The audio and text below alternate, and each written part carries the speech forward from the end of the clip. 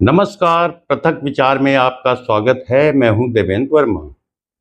दोस्तों, देश में आजकल झटका और हलाल की चर्चा एक बार फिर गर्म हो गई है। दरअसल जानने की बात यह है कि हलाल है क्या और झटका क्या है। आपने देखा होगा कि मुस्लिम लोग किसी जानवर का जब गला रेतते हैं तो कुछ आयतें बुदबुदाते हुए धीरे धीरे जानवर का गला काटते हैं। ये उनकी अपनी इस्लामिक रवायत है। दूसरी तरफ दूसरे धर्मों के लोग जानवर को एक झटके में गर्दन उड़ाकर मारते हैं और उसको कहते हैं झटका। मुस्लिम लोग इस तरह के झटका मांस को हराम मानते हैं और हलाल मांस ही उन्हें मिले, इसे किसी भी कीमत पर सुनिश्चित करना चाहते हैं। इसलिए हलाल सर्टिफिकेट की जरूरत महसूस की गई, जो कि डब्बा बंद मांस पर इस्तेमाल होता था, साथ ही होटल, रेस्टोरेंट और फ्लाइट वगैरह में परोसा जाता था। तो चलिए, यहाँ तक तो ठीक था, लेकिन हद तो तब हो गई कि धीरे धीरे खाने पीने की दूसरी चीजों जैसे नमकीन, बिस्कुट, दूध, दही, घी, तेल, आटा, चावल, बेसन और यहाँ तक कि कपड़े, बर्तन, सोफा, बेड जैसी चीजें भी हलाल सर्टिफिकेट के साथ आना शुरू हो गई। और पश्चिमी उत्तर प्रदेश में तो साहब कमाल ही हो गया। वहां तो एक पूरी सोसाइटी ही हलाल सर्टिफिकेट के साथ आ गई, जिसमें बने फ्लैटों को हलाल बताकर बेचा गया। तो साहब, कहां तक इस शैतानी को बर्दाश्त किया जाता। सरकार ने इस पर ध्यान केंद्रित किया तो इस गोरख धंधे की हकीकत जानकर सरकार के भी होश उड़ गए। इसलिए सीएम योगी आदित्यनाथ जी ने मंगलवार को हलाल सर्टिफिकेशन को लेकर सख्त रुख अपनाया है। उन्होंने एक बार फिर स्पष्ट कर दिया है कि यूपी में हलाल सर्टिफिकेशन पर पूरी तरह से रोक लगा दी गई है और अब कोई भी संस्था हलाल सर्टिफिकेट लगाकर अपने उत्पाद हम इस प्रदेश में नहीं बेच पाएगी। योगी जी ने जनता से अपील की है कि सामान खरीदते समय यह जरूर देखें कि कहीं उस पर हलाल सर्टिफिकेशन तो नहीं लिखा है।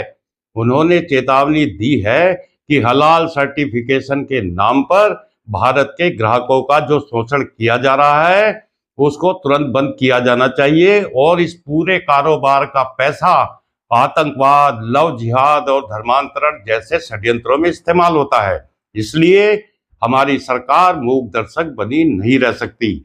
उन्होंने बताया कि देश में लगभग 25,000 करोड़ रुपए का ये कारोबार भारत सरकार या राज्य सरकार की किसी भी एजेंसी द्वारा कहीं से मान्यता प्राप्त नहीं है। इसलिए सीएम योगी आदित्यनाथ जी ने साफ कहा कि जीएसटी दें, लेकिन हलाल सर्टिफिकेशन के नाम पर एक फूटी कौड़ी भी ना दें, क्योंकि ये पैसा सीधे आपके खिलाफ इस्तेमाल होगा। इसके साथ ही योगी जी ने बताया कि यूपी सरकार ने ऐसे शोषण करने वालों के खिलाफ बड़ी कार्रवाई शुरू कर दी है। और सिर्फ इतना ही नहीं, योगी जी की सरकार ने सुप्रीम कोर्ट में भी हलाल सर्टिफिकेशन पर सवाल उठाए हैं। सरकार का कहना है कि सीमेंट, ईंट, सरिया और बेसन जैसे उत्पादों का हलाल सर्टिफिकेशन भला कैसे हो सकता है। ये बात उत्तर प्रदेश की योगी सरकार ने सुप्रीम कोर्ट में सवाल के रूप में प्रस्तुत की है। हलाल सर्टिफिकेट देने वाली संस्थाओं पर आरोप है कि वे इससे बड़ा आर्थिक लाभ कमा रही हैं, हजारों करोड़ सालाना कमा रही हैं। कई तरह की फीस लेकर ये संस्थाएं ऐसे उत्पादों को भी हलाल सर्टिफाइड कर रही हैं जिनका धार्मिक शुद्धता से कोई संबंध ही नहीं है।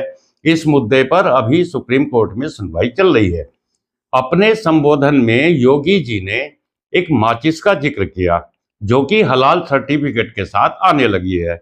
योगी जी ने सवाल किया कि जो माचिस झटके से जलाई जाती है वो आखिर किस हिसाब से हलाल हो गई। बेशक योगी जी ने ये प्रश्न एक मनोरंजनात्मक तरीके से पूछा हो, लेकिन एक बात तो बिल्कुल पक्की है कि हलाल सर्टिफिकेशन का ये काम किस हद तक जा चुका है। तो योगी जी तो हलाल की काली अर्थव्यवस्था पर सवाल उठा रहे थे और जैसी कि उत्तर प्रदेश के दिमागी दिवालिया विपक्ष से उम्मीद थी, वही हुआ। योगी आदित्यनाथ जी के हलाल सर्टिफिकेशन पर दिए गए बयान के बाद सियासी पारा एकदम से हाई हो गया है। खुद को मुसलमानों का ठेकेदार घोषित कर चुकी समाजवादी पार्टी जोर जोर से अपनी छाती पीट रही है, जबकि कई मुस्लिम धर्मगुरुओं ने इस मुद्दे पर अपनी बिल्कुल अलग प्रतिक्रिया दी है। आप देखिए कि ऑल इंडिया मुस्लिम जमात के राष्ट्रीय अध्यक्ष मौलाना शहाबुद्दीन रजवी बरेलवी ने सीएम योगी के बयान पर कहा है कि हलाल सर्टिफिकेट देने का सिलसिला शरीयत की रोशनी में सरासर गलत है।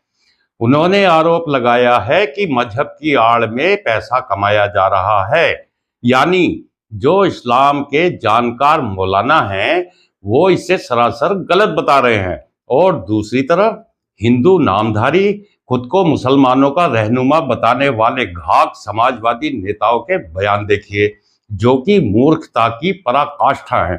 उन्होंने कहा कि योगी जी को समय निकालकर इस देश का इतिहास पढ़ना चाहिए। इस देश को बनाने में हिंदू, मुस्लिम, सिख, ईसाई सबका खून पसीना लगा है। यानी इन समाजवादी मूर्खों को यही पता नहीं कि चर्चा किस गंभीर विषय पर हो रही है। और यही नहीं, मुसलमानों को खुश करने के चक्कर में ये हिंदू विरोधी सपाई किस तरह नीचता की हदें पार करते हैं, ये देख लीजिए। इन्होंने सवाल दागा है कि बताइए, भगवान राम के नाम पर चंदा किसने चोरी किया? भगवान राम की जमीन पर घोटाला किसने किया?